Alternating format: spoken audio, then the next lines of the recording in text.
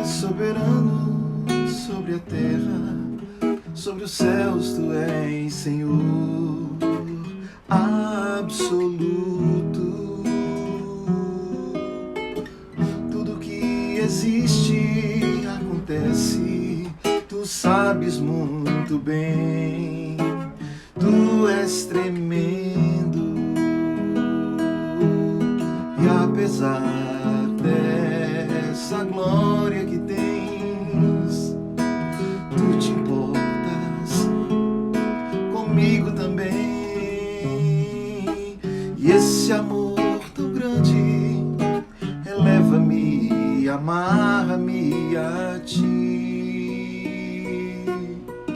Tu és soberano sobre a terra, sobre os céus tu és Senhor absoluto.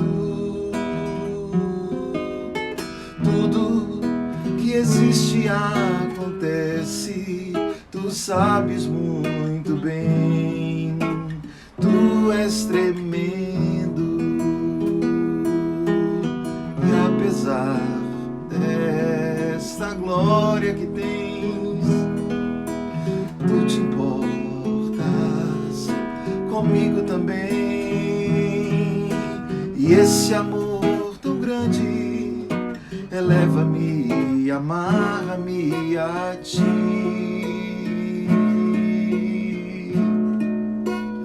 Tu és tremendo.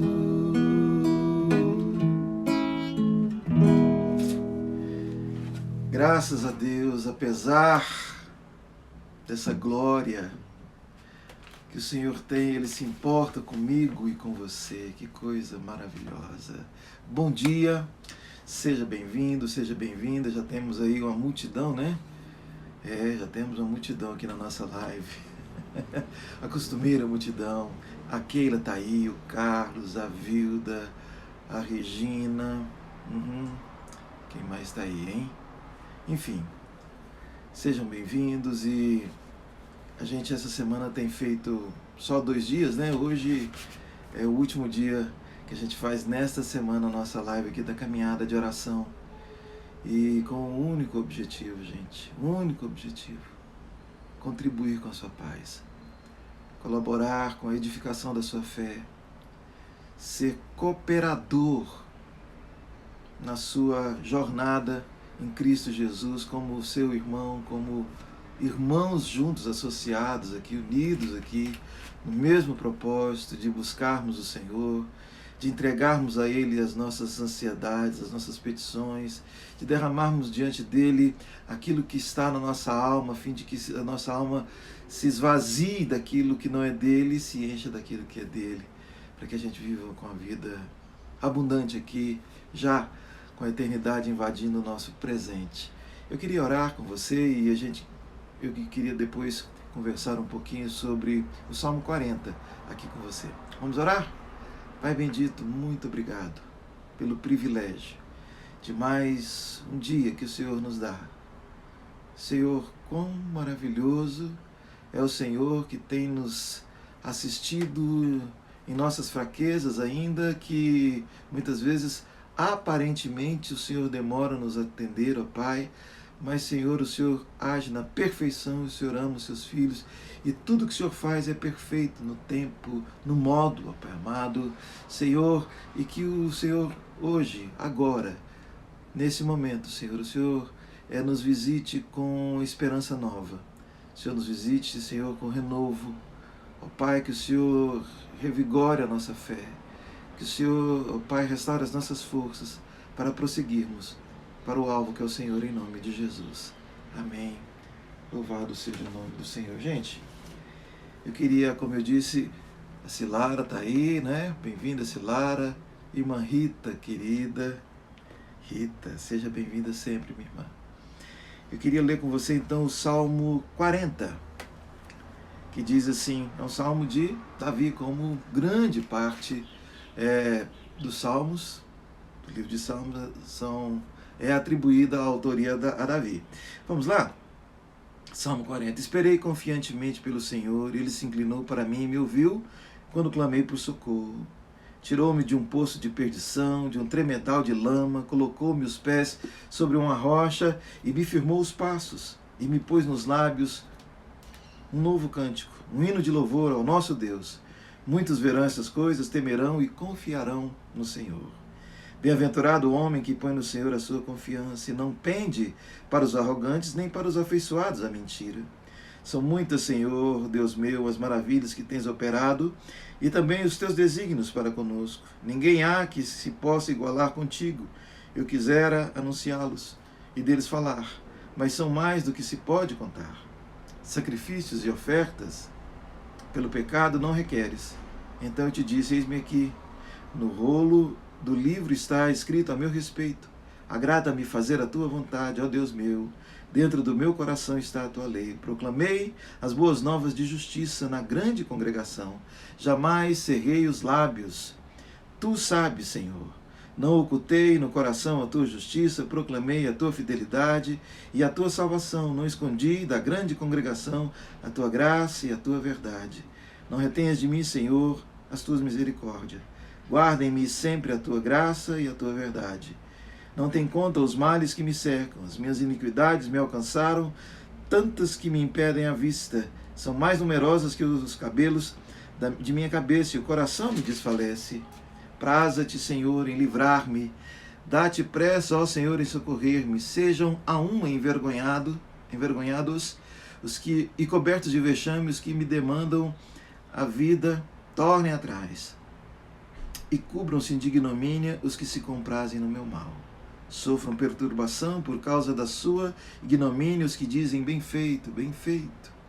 Folguem e em ti rejubilem todos os que te buscam, os que amam a tua salvação, digam sempre, o Senhor seja magnificado.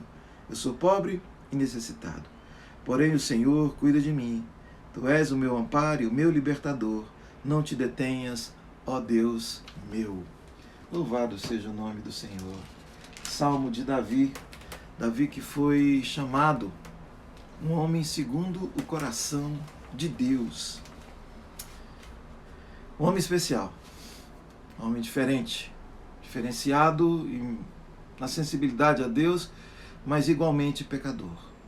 Sujeito a muitos escalabros, e talvez se Davi fizesse parte de muitas de nossas congregações, cometendo o que cometeu, fazendo o que fez, quando, por exemplo, ele adulterou com uma mulher, a engravidou, tentou disfarçar aquilo ali, atribuindo ao marido que estava na guerra a paternidade daquela criança, e aí ele chama o marido da guerra e manda o marido dormir com a mulher, mas o marido nesse quesito foi mais íntegro do que Davi, e ele não dorme com a sua mulher, então Davi manda matar o seu marido, recolhe aquela mulher para o seu palácio e vive como se nada tivesse acontecido.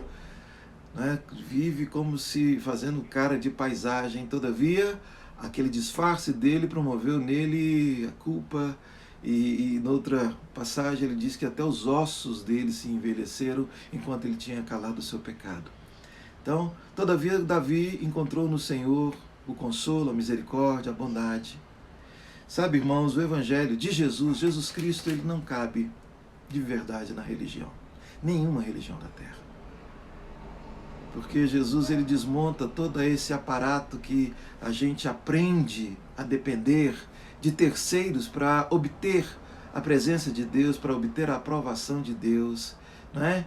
Deus, você vai ler o Evangelho, você vai ler as Escrituras e você vai ver que a religião, ela não está interessada em fazer Deus de Deus. A religião está interessada em constituir homens, dominando sobre homens em nome de Deus, para que possam se manter numa posição intocável, numa posição de reverência das outras pessoas, com seus alvos e objetivos de crescimento numéricos, com seus lemas arrecadatórios, com as suas hierarquias, com as suas coberturas espirituais patéticas, que geram medo nas pessoas. Aí Davi diz, eu esperei, foi no Senhor, porque todas as vezes que você e eu esperamos das pessoas, a gente vai se arrebentar, a gente vai quebrar a cara. Por por mais espetacular que essa pessoa possa ser, por mais íntegra que a gente imagine que ela seja, porque às vezes a gente só imagina, não é? Já dizia Caetano Veloso lá na sua música Vaca Profana, de perto ninguém é normal, não é? É quando a gente mantém essa distância, sobretudo dos personagens que a gente vê às vezes nos palcos, nos tablados, nas telas, não é? A gente às vezes deposita nesses seres a confiança, no currículo, na aparência das coisas, mas Davi diz: eu esperei confiantemente no Senhor. E muitas vezes Deus pode parecer demorar, porque Ele não se curva à pressa da nossa agenda, a agenda das nossas urgências nervosas, do que é para hoje. O Senhor, Ele trabalha tanto no nosso caráter, nos aperfeiçoando, quanto Ele trabalha nos dando, como diz Paulo, infinitamente mais do que tudo que pedimos ou pensamos, segundo o seu poder que opera em nós.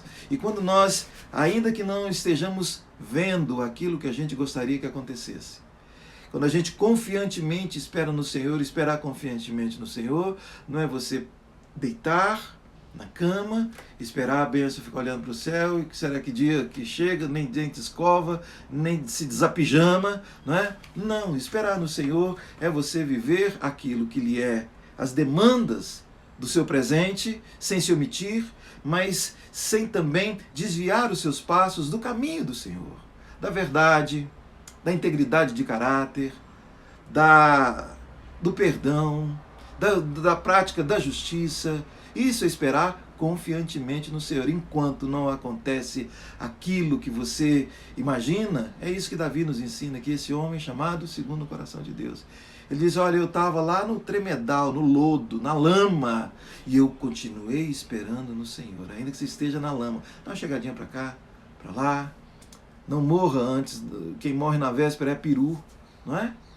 Não morra antes do dia de morrer, porque se você está passando por dificuldades, é fato que é permissão do Senhor, e Ele haverá de colocar os seus pés, tirar esse pé do lugar escorregadio, plantar ele sobre a rocha. É isso que Davi está falando aqui, um homem experiente, um homem que experimentou altos e baixos na sua vida, um homem que experimentou a sublimidade da presença de Deus, mas também experimentou os porões escuros e fétidos da culpa, do pecado, da perversão mais sórdida que o ser humano pode praticar, como quem jamais tivesse sequer ouvido falar de Deus, mas ele era um homem segundo o coração de Deus, porque ele tinha essa noção, ele tinha essa experiência.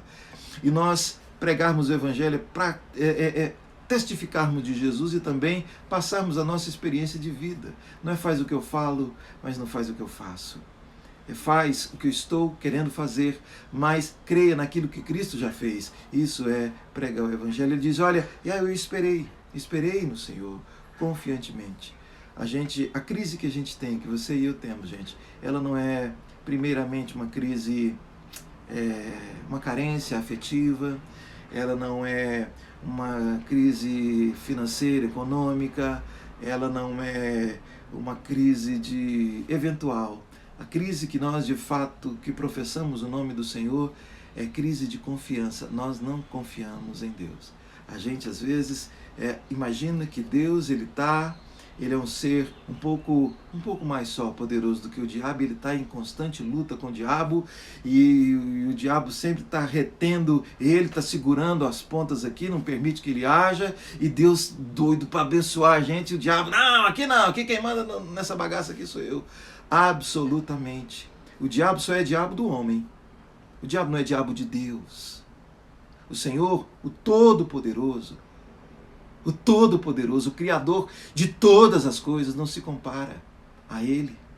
Lá em Tessalonicenses, 1 Tessalonicenses, capítulo 2, do versículo 8, diz que Jesus o destruirá com o sopro da sua boca e o aniquilará com o resplendor da sua presença. Deus não precisa fazer força para destruir o diabo, e às vezes a gente dá mais crédito no poderio do diabo do que no poder de Deus. Quando a gente espera confiantemente no Senhor, crendo, dizendo para a gente mesmo: eu confio no Senhor porque Ele é poderoso, maior é o que está em nós do que o que está no mundo. Não tem comparação. Jesus não está entre os 10 top. Não, Ele é o Deus Todo-Poderoso. Espere confiantemente no Senhor. E você vai ter daqui a pouco cânticos de gratidão nos lábios, em vez desse lamento choroso, dolorido, adoecido. Foi o que Davi fez, ele aprendeu assim. E que você e eu nessa manhã possamos aprender com os filhos do Senhor, que são os nossos irmãos. Em nada, em termos de direito, superiores a mim e a você. Porque Deus não faz acepção de pessoas. E Deus não tem filhos os quais Ele rejeita. E lá no Evangelho de João, no capítulo 1, no versículo 11, ele diz: Ele veio para aqueles que eram seus, mas os seus o rejeitaram. Mas todos quantos o receberam, deu-lhes o poder de serem feitos filhos de Deus, a saber, os que creem no seu nome. Espere no Senhor, ainda que, como eu disse no início, esse aparato religioso te rejeite. Deus não rejeita você, em Cristo Jesus. Aliás, esse aparato religioso, inclusive, articulou e executou a morte de Jesus. O aparato religioso, Jesus causa caos nesse ambiente. Porque Deus não está sujeito a nenhum tipo de poder humano, de comando humano. Ele é Deus. Ele é Deus. Então espere confiantemente nele. E se aquilo que você tem pedido ainda não aconteceu, pode ser que não seja o propósito de Deus para você, mas pode ser também que não seja o tempo. Espere confiantemente nele. A melhor resposta não é o sim para a sua petição, a melhor resposta é ele em você. A melhor resposta é a presença santa do Senhor na sua vida. E não há a percepção dessa presença sem confiar nele, sem abraçar, sem cegamente se entregar àquilo que ele tem como palavra, como verdade. Ele, Jesus Cristo. Que você possa nessa manhã esperar confiantemente no Senhor. E daqui a pouco você também vai testemunhar, cantando louvores, dizendo para os seus irmãos, ensinando o caminho a eles, aqueles que andam perdidos, com ousadia, né? Mas quem sou eu para ensinar o caminho de Deus para alguém?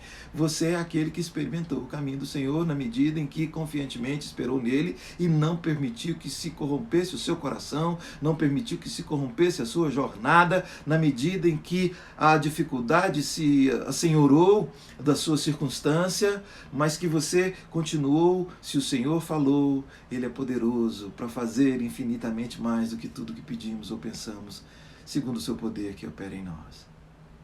Que nessa quinta-feira você dá um tempo aí, baixa a bola, se aquiete, agradeça ao Senhor, agradeça a Ele por estar vivo hoje, agradeça a Ele por poder elevar a sua voz ao seu trono de graça, por poder derramar diante dele as suas petições, a sua ansiedade, e confie.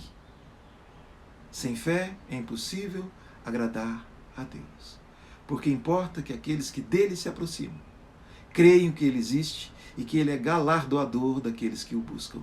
Ele é abençoador, ele tem prazer em ver a gente sendo abençoado. Ele quer o melhor para mim e para você. Confie. Não existe essa de que Deus não foi com a sua cara, porque de repente você não foi um bom filhinho ali atrás, você jogou pedra na vidraça. Você às vezes vai colher a consequência de ter jogado pedra na vidraça, né? Vai ter que pagar o vidro. É assim. Todavia você não perdeu a sua condição de filho do Senhor, ele não te excluiu da comunhão com ele, ainda. É claro que o quebrar a vidraça aqui é uma metáfora. Quem sabe você até fez algo mais grave aos olhos do mundo e aos olhos da religião.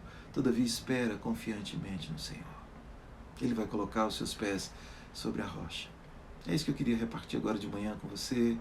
Espero que de alguma forma isso possa contribuir com a sua paz, que de alguma forma isso possa desencadear em você um processo de reativação da sua fé, muitas vezes adormecida, de tanto olhar o caos desse mundo, de tanto olhar pela janela as circunstâncias que te cercam. Que você possa se lembrar que aquele que te prometeu a vida eterna, Ele é fiel e Ele não mente. Espere confiantemente no Senhor. Amém? Eu quero orar agora com você, por você que está enfermo, por você que tem gente querida, enfermo, hospitalizado. Esse é um tempo de peste na terra, não é? Um tempo de muito caos, de muita do noticiário que vende por causa do medo que causa, e eles estão interessados não em informar, mas em vender, né, em manter a audiência. Às vezes corrompem até a simples verdade para de alguma forma prender a atenção, e isso vai produzindo tanta malignidade, tanto pânico, tanta paranoia, tanta ilusão e tanto ódio nos corações humanos, que você possa não se contaminar com isso aí hoje, que você possa ser lavado pela palavra do Senhor, praticando a palavra, praticando, exercitando o perdão, exercitando a verdade. Não se corrompa, não imagine que o caminho seguro vai ser depender das pessoas, mas você depende do Senhor. E ela haverá de mudar. Se Ele não mudar as circunstâncias, Ele vai fazer você mudar a percepção do que de fato você e eu precisamos. Porque se tem uma coisa que é complicada da gente acreditar, é que a gente pode estar errado em alguma vontade da gente. Então eu quero orar por você hoje também. Quero orar por aqueles que estão em escassez. Gente, toda hora, todo dia, eu recebo, e olha que pela minha live aqui você vê que não é tão, meu alcance não é tão grande assim. Eu recebo tanto pedido de ajuda nesse tempo de desespero até de muitas pessoas. Muita ansiedade e muita escassez. Quero orar por esses irmãos e orar para que Deus levante aqui mesmo entre você e eu, nós aqui, algo que a pessoas que com coração generoso para atender aqueles que estão necessitados. E quero orar também para que o seu dia seja um dia abençoado em nome de Jesus. Vamos juntos orar? Pai, eu quero agradecer ao Senhor mais uma vez por poder ter o privilégio de me reunir virtualmente aqui com os teus filhos, Senhor, e pedir do Senhor, ó Pai amado, a cura para os enfermos. Aqueles, ó Deus amado, que o teu filho, a tua filha agora, Senhor, verbalize e coloca diante do Senhor. O Senhor conhece a cada um, ó Deus amado. O Senhor é Pai nosso. O Senhor é onipresente, o Senhor é onisciente, o Senhor é onipotente, ó Pai. E eu quero te pedir, Senhor, que todo o poder do Senhor seja derramado para a cura, para a libertação, para o alívio, Senhor amado, dessa circunstância adversa, Senhor. Para a provisão nessa escassez, ó Deus amado. Para que o Senhor resgate o meu irmão e a minha irmã do medo, da ansiedade, da vergonha, Senhor, da culpa, ó Pai. Senhor, do fraco senso de futuro, Senhor amado. Que o Senhor restabeleça, Senhor amado, a paz nesse coração para que possamos olhar firmemente para o Senhor, esperar confiantemente no Senhor, Deus.